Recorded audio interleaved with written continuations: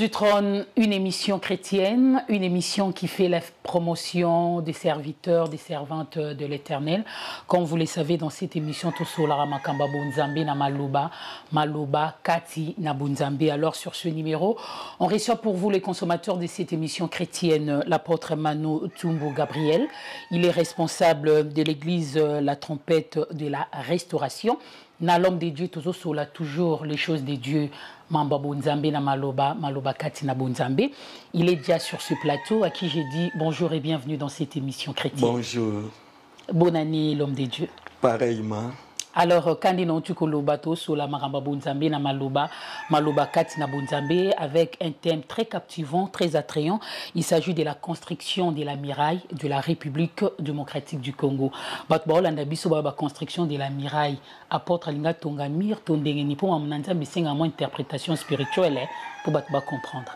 Ok, donc quand nous parlons de la reconstruction de la muraille de la RDC, tout d'abord, Esengeli Toyebaning. Dans les temps anciens, toute ville est clôturée par une muraille. Une ville sans muraille est à la merci de ses adversaires et de ses ennemis. Voilà pourquoi un jour, Néhémie ou Azalaki une chanson akendaki na captivité na mboka ba Medes na ba Perse et kuna azwaki une nouvelle concernant sa ville. Azalaki au comble du malheur parce que sa muraille était détruite et que ses portes étaient consumées par les feux. Alors Néhémie a joué la résolution de reconstruire la muraille. Pourquoi reconstruire la muraille? Parce que tant aux hommes à la muraille premièrement, ils ont image, il y a sécurité. Okay. Deuxièmement, la muraille, tant aux hommes à reconstruire la muraille, on fait allusion à la défense de l'intégrité territoriale. Troisièmement, tant aux la muraille, nous voyons la protection, et cause à la protection divine, comme peut cause à la protection ya Moutouye Moko. Quand nous parlons de la muraille, il y a image, il y a vigilance, il y a image, il y a prudence, et la muraille aussi, c'est l'image de la stabilité. Donc, quand nous avons appelé ça qui message Oyo, Dieu voyait que cette année 2023, malgré les années électorales, mais Dieu a parlé de la reconstruction de la muraille parce qu'il y a des défis sécuritaires où Sengelito relevé. Surtout dans la période électorale, tout le monde a bambo kaming, la période où il désordre et salamaka, guerre et salamaka, et puis personne sans ignorer que RDC a vraiment une insécurité grandissante, ils ont une sécurité divine, ils ont une sécurité en boka mobimba. Alors l'homme de Dieu, thème très attrayant, construction de la muraille de la République démocratique du Congo. Thème oyo kolobobi ozoakiango, ils ont un message que le belaki on a vision, le belaki le lengenin. Ok. Tout était parti d'une vision que l'Éternel m'a montrée depuis le 20 décembre de l'année passée. Quand on a là Kinabutu, Nzambe a pessingaï message par une vision. Namona ki nino fait, namona ki un parc où ezalaki na dimension moko ya mboka moko songolo. Ezaki parc moko tellement vaste. Donc ce tel parc wana ezaki na dimension ya un pays. Na kati parc wana il y avait des minéraux, il y avait beaucoup de richesses, des cours d'eau, des plantations, des arbres fruitiers, voire même des gisements en pétrole. Mais chose qui m'a beaucoup attiré na kati parc wana ezalaki kaka na espèce animale moko. Il y avait seulement des léopards. Mais les léopards au bazalaki na kati parc oyo bazalaki na 4 caractéristiques. La première caractéristique, les léopards wana na monaki misusu bafandaki sur des trônes. Et deuxièmement, na yokomona ba léopard mususu bazalaki na ba dents complètes parce qu'il est réservé à un léopard azala na 30 dents. Misusu bazali na ba dents complètes misusu bazana ki pe ba griffe. Et misusu bazala ki yakola la profondément pe mingi pe na kutaki na monaki bango bazala ki yakokufa. Alors tant na tuni nzambe na vision. Pourquoi ba léopard oyo bazana état oyo? Le Seigneur m'a dit regarde dans l'atmosphère. Alors lorsque j'ai regardé dans les airs ya parc wana na monaki 6 bêtes prédatrices. Oyo bazalaki ka na mission ya ko fragiliser ba léopard, ya ko fragiliser bango parce que babanaki ko propager des rayons lumineux sous forme ya ba laser oyo ebanaki kokata manzaka ya ba léopard pe ebanaki kokata ba minu na bango. Alors parmi lesquels ba bête wana na monaki la première bête azalaki un grand aigle, un aigle pareil na mona été na mokili parce qu'abanaki ko se multiplier en 54 parties. La deuxième bête que j'ai vue azalaki na forme ya un coq au père Banaï ko se multiplié en 22 parties. La troisième azalaki un loup au père Banaï ko se multiplié. La quatrième azalaki un lion. La cinquième azalaki un aigle en or. Oyo azalaki différent dans le premier aigle. Yepa Banaï ko se multiplié en plusieurs parties. Et la dernière bête que j'avais vue azalaki une bête oyo na ponaye na monaki trois couleurs. Na monaki couleur noire, na monaki couleur rouge et na monaki la couleur jaune. Alors, il y avait aussi 5 bêtes oyo bazalaki tout autour ya parc, c'est-à-dire na frontière ya parc. Bango pe ba rayon lumineux wana e banaki kozwa bango. Mais pour na bango e banaki ko fragiliser bango te, mais banaki ko pesa bango makasi. Et banaki pesa bango réconfort, force de manière que ba kota na parc bakoma sikoyo koboma ba léopard et na monaki bango ba koti na kati ya parc. Et parmi 5 bêtes wana la première azalaki na forme ya hirondelle moko banai ko se multiplier. La deuxième azalaki ndeke moko babengaka la grille royale. Et la troisième azalaki na forme ya girafe. La quatrième azalaki na forme ya hippopotame. Et la cinquième azalaki un monstre. Yenda azalaki terrible. Yenda vraiment azalaki très opérationnel. Azalaki ensemblage. C'est-à-dire l'isanga, il y a les 6 bêtes au namonaki dans les airs. Okay. Alors, tamba koti na katia park. Bête on a lobby azalaki na forme ya monstre. A occupaki tous les côtés à parc. Azalaki na nord, azalaki na sud, azalaki na est, azalaki na ouest ya parc. Alors, tamba koti babandi koboma ba léopard. Si ko bête azalaki na forme ya monstre, a comment il peut kopoussa na côté ba léopard ou ba fandaki na ba trône bazalaki. Et lorsqu'elle s'approchait, ezaki na ba léopard moko babana ko surgir na bana ko baté bana bimela wapi bazo surgir instantanément pour empêcher action ya monstre wana. Alors pendant que les 5 bêtes wana bazalaki opérationnels na parc, tout d'un coup j'ai vu venir de loin des ours. OK. Babana ko ya vraiment na mbangu makasi. Moko azalaki un ours blanc, yepa bana peka ko se multiplier. Et mususu pe azalaki kaka ours kaka normal ya ba couleur mususu yepa bana ko se multiplier. Alors bazalaki accompagné na dragon rouge. Wa bana ko cracher moto na monoko na ye. Alors tamba komi pembeni ya parc, na moni misusu ba mati likolo ba pumbwe avec une couverture ba couvrir parc mobimba de manière ya ko empêcher les 6 bêtes on a lobaki babana ko propager ba rayon lumineux de manière que ba rayon lumineux na bango ebeta ba léopard. Et ba obatikala ki na se ba koti pe na parc ba koma ko sala musala ka moko ko traiter ba léopard ko zongi se la bango ba 30 dans na bango nyonso pe ko zongi se la bango ba manzaka. Alors j'ai vu tous les léopards bazwaki ba manzaka na bango nyonso pe bakomaki na badana bango complète. Et na moni léopard moko munene afandaki na trône atelemi abandi ko hurler et ko hurler na ye e banai ko bima comme la voix d'un homme. OK. Azo hurler azo loba reconstruction de la muraille, reconstruction de la muraille, reconstruction de la muraille. Mbala moko na moni ba léopard o bazalaki akolala balamuki.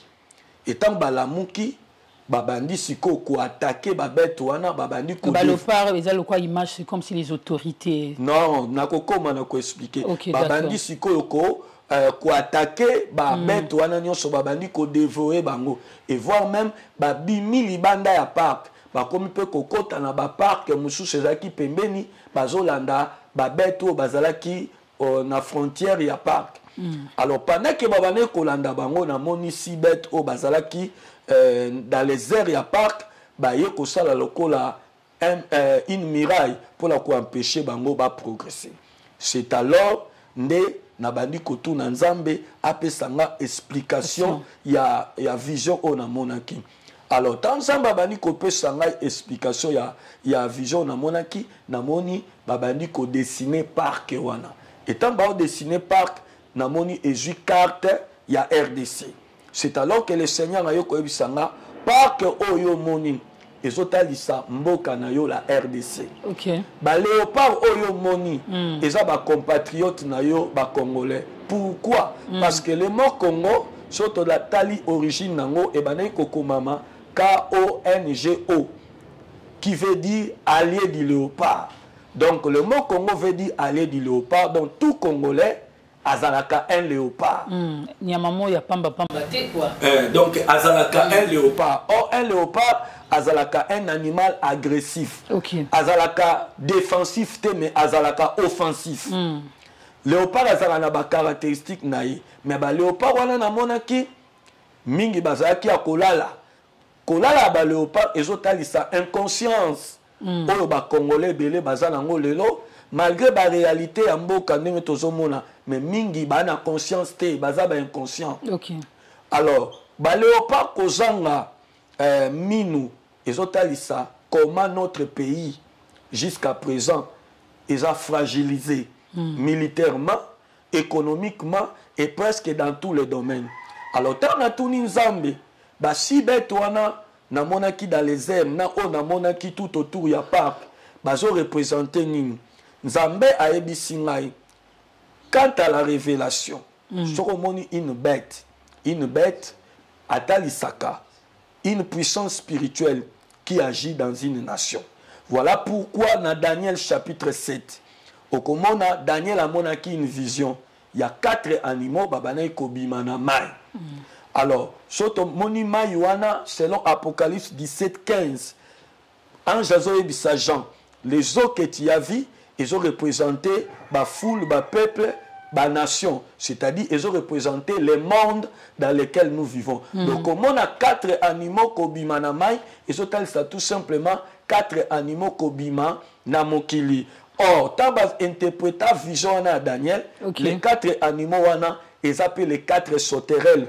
Oyo Joël a monaki Gazam, a monaki sauterelle, a monaki Gelek, a monaki Asile. Ils ont représenté respectivement Empire babylonien, Empire médo-perse, Empire grec, na Empire romain. Oyo eyaki na ko détruit Israël. Alors, les 6 nations, les 6 bêtes na monaki, ils ont représenté 5 nations européennes, na une nation américaine. Et ce qui batomaye les bazolanda nenge nazoloba parce que nazoloba na ba code nazoloba sous réserve. Soko zotala ba animaux wana ya liboso na lobaki bête wana zalaki un aigle ou abanayi ko kabwana na abanayi ko se multiplier na 54 parties. Azo représenter pays moko en Amérique ou ezalaka na 54 états. Tant nazolobela le deuxième bête azaki un coq. Ils ont représenté un pays européen où ils ont 22 régions. Et au Komonaye, ils ont des caractéristiques ya coq. Le coq est un animal moko oyo a rêvé ya kabato. A kriaka. Au Komona pe mboka wana, yende mutape sa mingi ba information fiable. A ça la pe makele le mingi. Et les 5 bêtes au musu na monaki tout autour ya parc, ils ont représenté 5 pays voisins. Oyo bazalaka lokola ba ennemi na biso ba agressaka biso o bazala ba plan moko machiavélique contre la RDC.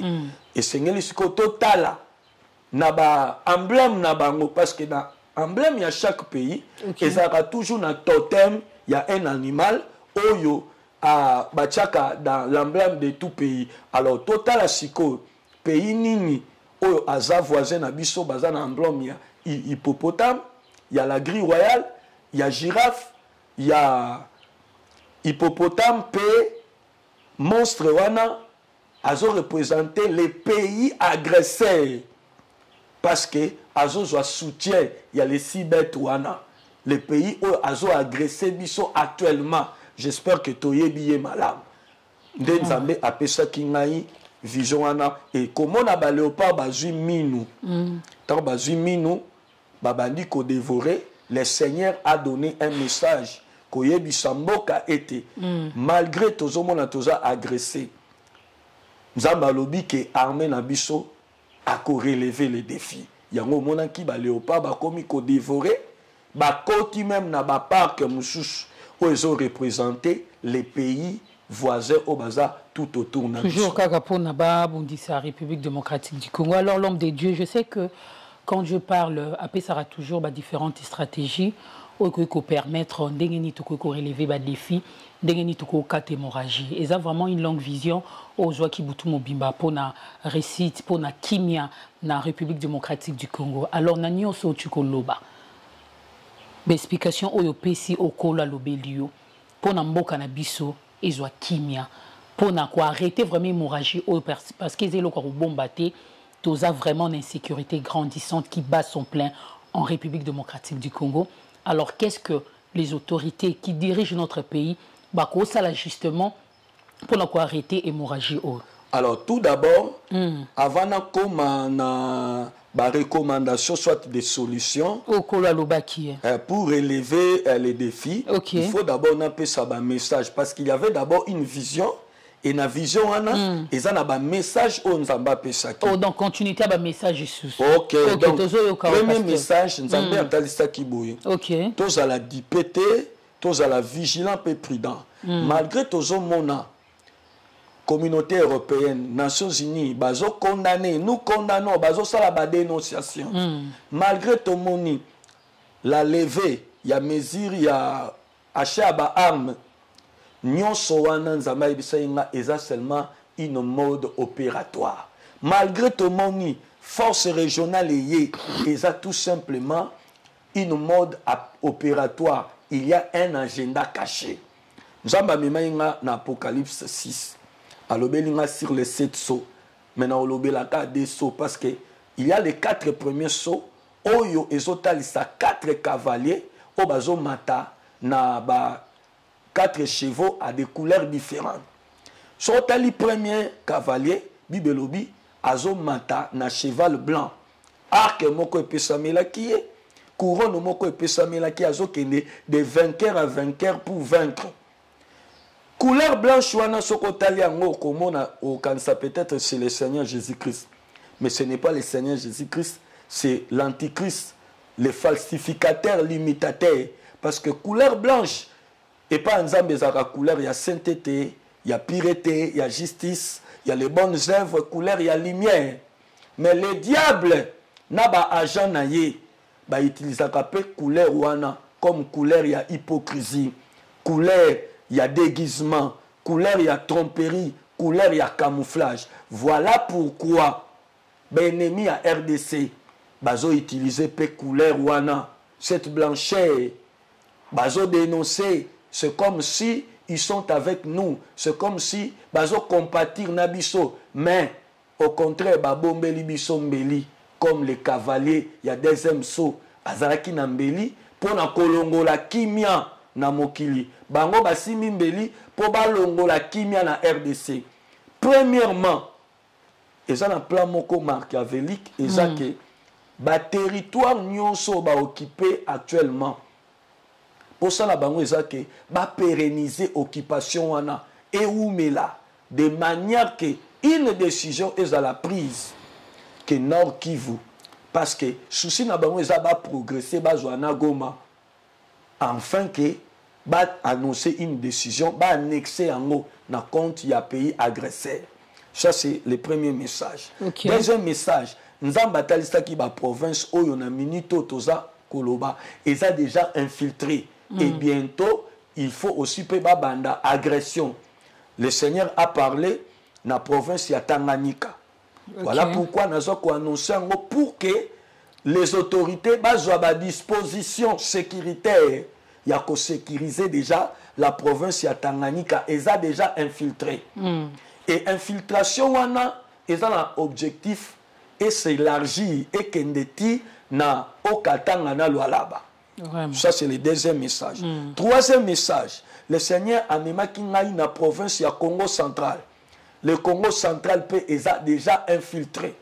Nous avons dit que nous avons dit bête on a loba qui a na forme ya monstre azo uta na ngambo ya pays moko pe to na ye voisin azo kat samai wana ya Luozi azo ya kokota na Congo central à partir à Luozi et bazo préparer lokola biso na Congo central parce que quant à la chair naza 100% congolais de père et de mère naza 100% muyombe territoire nanga eza Sekebanza secteur nanga eza Sumbi biso na Congo central dans le temps passé tozalaka mingi na ba conflit ethnique ya kowelela ba mabele ba village tozalaka na langage moko to na oloba mingi mudiambu di secteur.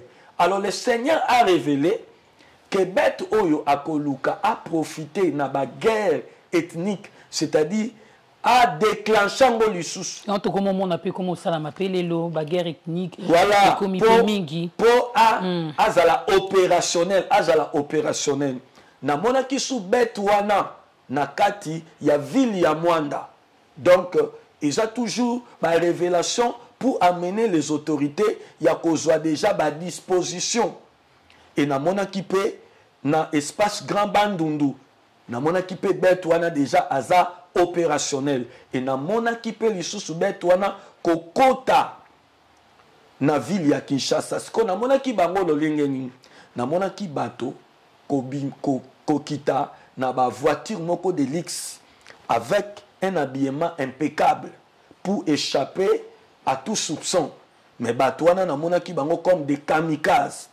Balati ba bombe na bilamba na bango. Misusu pe bazalaki na ba explosif na ba sac na bango. Alors objectif na bango ezalaki ko sala ba dégâts na ba endroit où ezala ba public ming, notamment ba supermarché, ba endroit où ezala nguma lokola ba Pascal, ba Bitabe, ba rond-point Victoire, ba rond-point Ngaba, ba ciblé ba zone où oui, même on constatera la présence massive et puis pe na monaki bango pe na ba mosquée parce que na monaki na kati ya ba kamikaze wana j'ai vu aussi ba blanc mais na monaki bango ba loba arabe. Donc wana ils ont le col ba message sécuritaire au nazwaki na ba message d'ordre peu sécuritaire na monaki pe nzambe kotalisa ba fléau ba fléau mibale na monaki des pluies na ville ya Kinshasa pe pluie moko na ville na province ya Nord Kivu. Vous la wana ebeti pendant beaucoup des heures et na monaki lac Kivu est débordé. Déjà naturellement ces derniers temps avec la pluie diluvienne oyo sombu les beti ba dégâts au salama ba dégâts matériels même ba perte ba vie humaine. Voilà na monaki maya lac Kivu est débordé et banda kunyo sezaki tout autour na yango ezalaki emporté et vraiment ba mort ezalaki belé vraiment banda ko bukani ba te belé ba kufaki. Wana na province à Nord Kivu. Na yekomona na ville à Kinshasa des grandes pluies beti. Mais la deuxième pluie on a mona qu'elle qui terrible. Batalisa kinga même air et bandaki. Na mone bandi 2h du matin et aussi ezobete ezokatana et aussi la complètement vers 12h 13h. Et na mona qui fleuve Congo est débordé. Tango est débordé commune à Gombe ba dégâts matériels à kosakanate. Ba magasin belé ba perdre ba bien matériel na monaki banda ko belé vraiment zindi et na monaki cité du fleuve ezalaki vraiment ya kozinda banda ko belé bukani et il y avait beaucoup de morts et na yeko mona deux communes na moni deux communes notamment commune ya Selembao na commune ya Kisenso oyo na monaki bango bandako kobuka na kozinda pe na moni batu kokundama na mabele et na moni bazobimisa batu na kati ya mabele na commune ya Kisenso comme pe ya Selembao et na commune ya Kisenso na monaki ba dégâts wana et s'approcher pe na commune ya Matete na ba quartier oza frontière ya Kisenso na Matete lokola ba quartier ba Kinsimbu ya Lokele na monaki pe ba dégâts et salami. Donc Nzambe atalisi ba fléau naturel oyo pour na ba continua biso bazwa précaution, mesures préventives. Voilà pour na ko remédier ba situation wana. Na ko mona lisusu tant kaka na mona ki vision wana na bani ko sambela Nzambe alobela kingape sur les élections pour les gens se pointer à l'horizon. Alors tant alobeli nga pour la élection na ye komona sous une autre vision. Vision wana ezalaki courte. Ezalaki ni namonaki quelque chose sous forme ya coupe. Coupe wana ezalaki en or.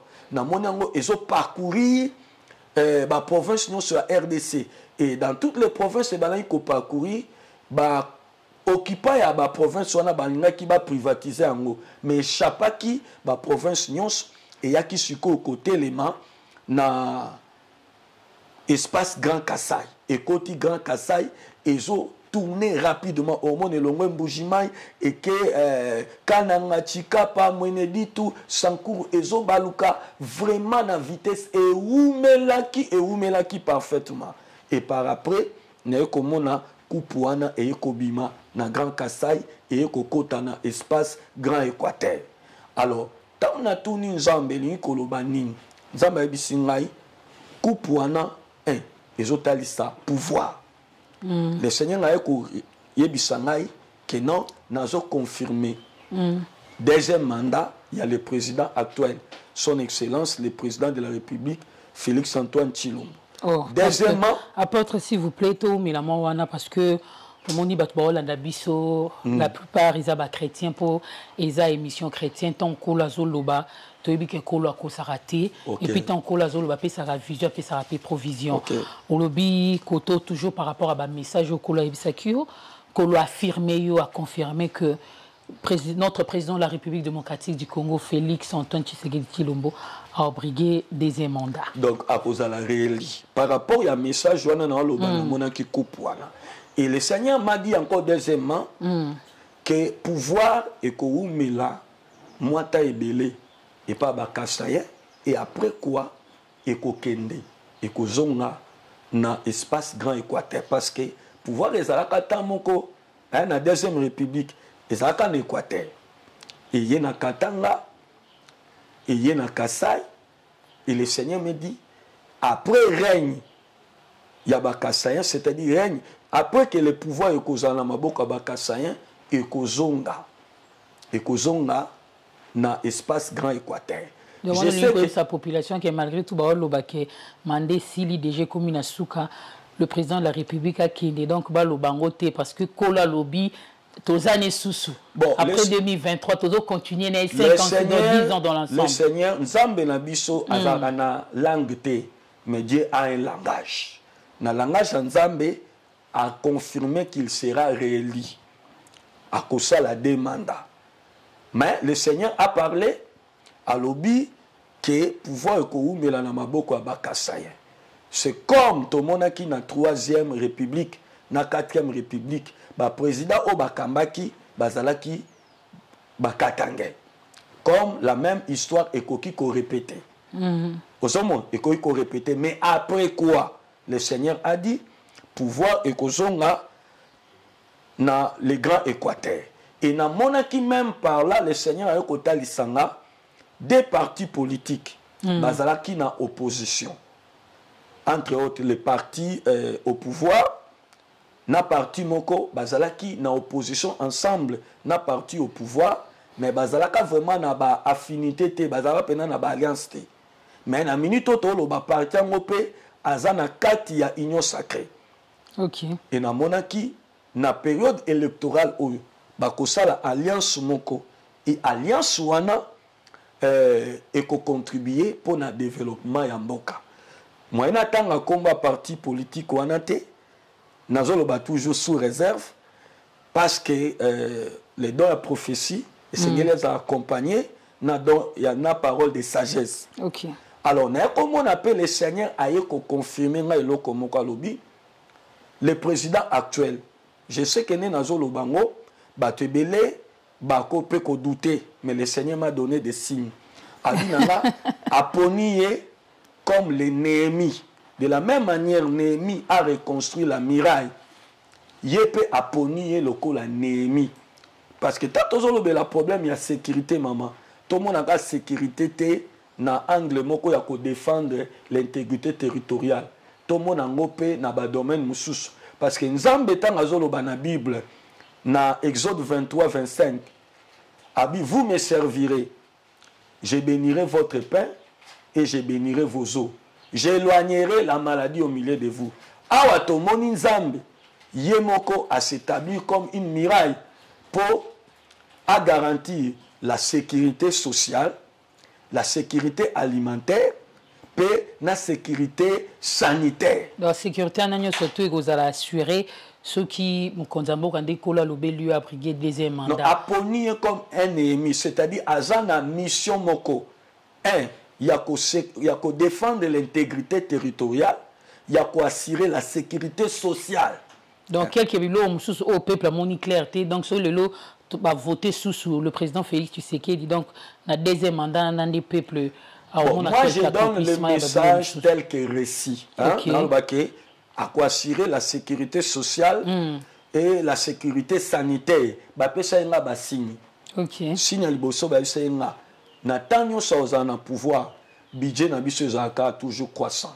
Et j'ai vu le Seigneur me dit que budget na bi ke batu ba douter na ngo. Budget na biso ko dépasser 30 milliards et ko comme même paiement à 50 milliards. Je prends cause à la paix mais sur les champs, sur population à mon Nankoko ma maman. Deuxièmement, baibisa kinga pendant qu'akoza na pouvoir RDC toza doté na satellite na biso. Pendant que akoza na pouvoir Congo et Okoma parmi ba grands pays pétroliers. Et quatrièmement, baibisa inga na monaki comme signe na monaki na ba province mususu auto na richesse penezate. Ba minéraux zate na monaki ba minéraux ba découvrir ba minéraux notamment na Congo central na monaki pe na espace Bandundu pe na monaki na ba Ouele 3 provinces wana et ba kolobelanga sur 7 personnes ba bisinga 7 personnes wana baza ba bénédiction pour na mboka dans autorité oui ba autorité parce que na bosala ko expliquer au moni ba léopard na monaki na ba fani na ba trône on est représenter l'autorité. Ok, so penesenga biba léopard on a baza autorité au baki ozonga wana. Baza ba autorité ya mboka. Et ba léopard ba na ko surgir pour ko défendre bango. Bazo représenter service ya renseignement ya mboka.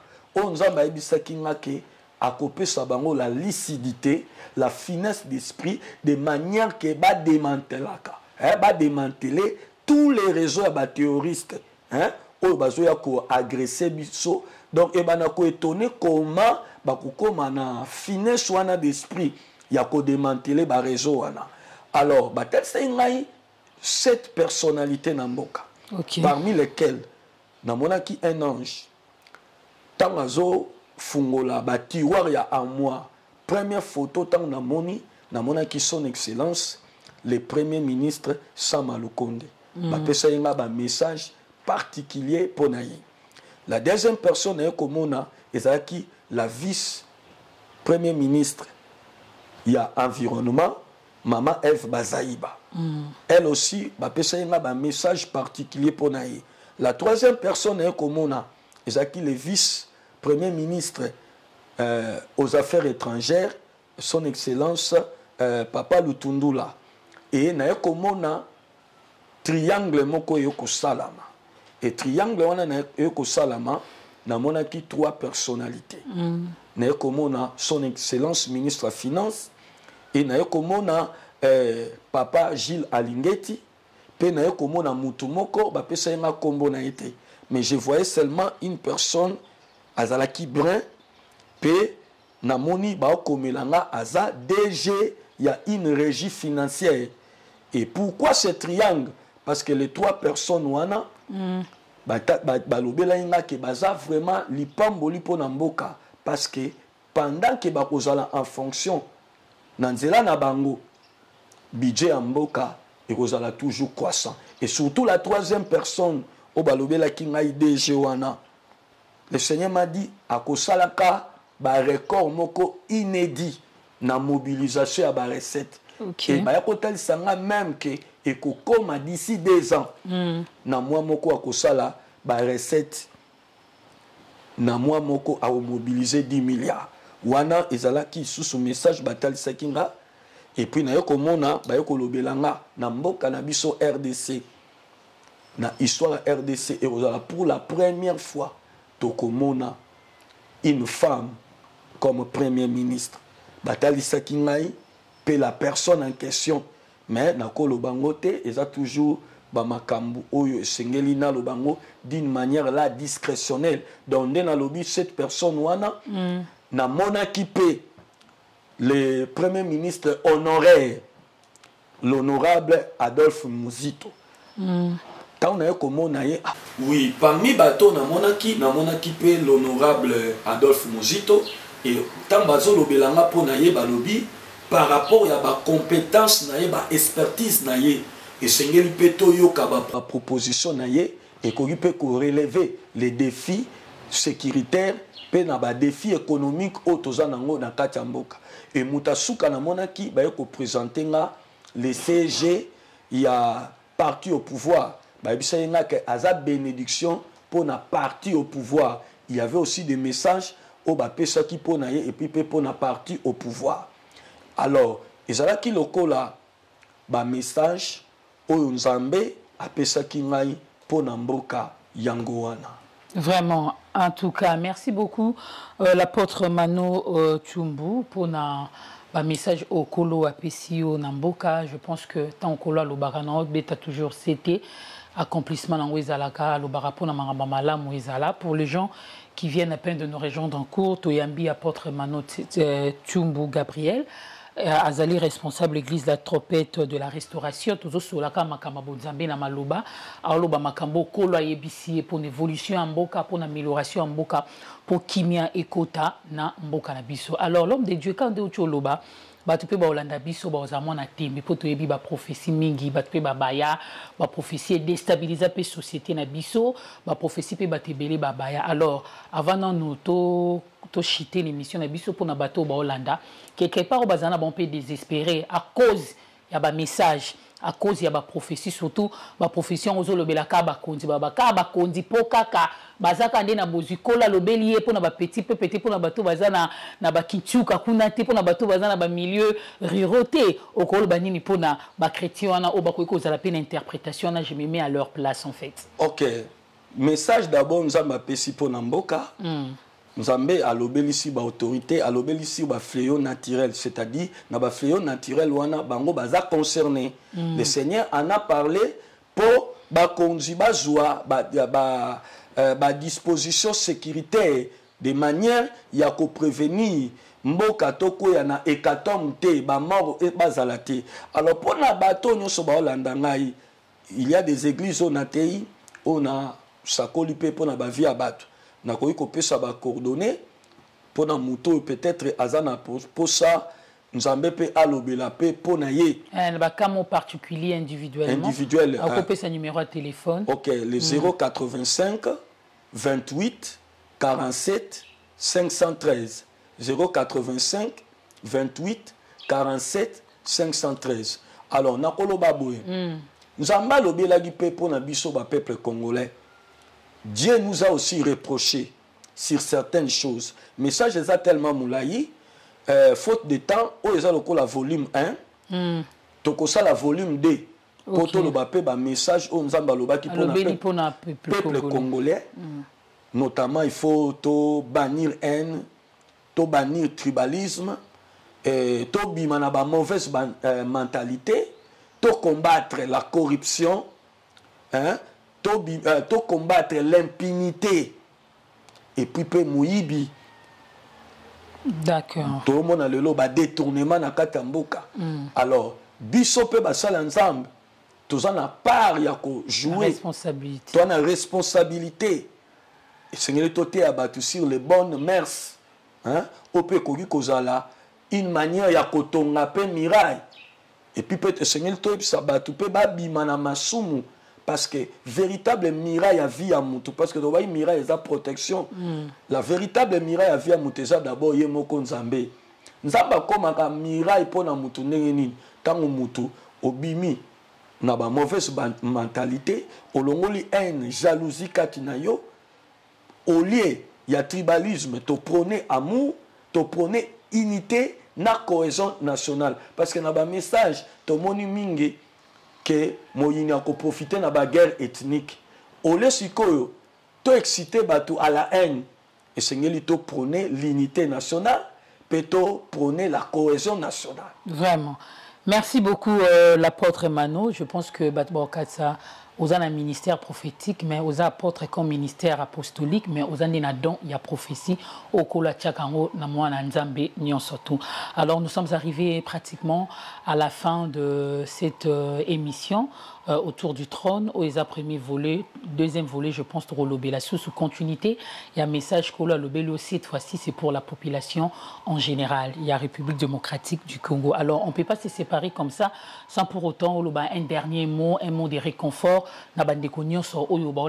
Parce que ils ont émission chrétienne basali nanzambe bana nanzambo baza désespéré na kondima tozape déjà na début année au basenga kikolo bazala quand même bénéficiaire ya ba grâce. OK, nakolo baboy pour le peuple de Dieu de la même manière tant on Néhémie a reconstruit la muraille basambala na batobija o babanaki ko combattre l'œuvre de la reconstruction bazalaki mais Néhémie a dit ça qui peuple Israël boyi notre Dieu nous donnera le succès et nous, ses serviteurs, nous nous lèverons et nous bâtirons la muraille. Dans le Sabana, nyonso ba Congolais nyonso, quel que soit le défi sécuritaire to anango, quel que soit social et zanan malamuté, quel que soit ba makambo ebele otozomona, notre Dieu nous donnera le succès.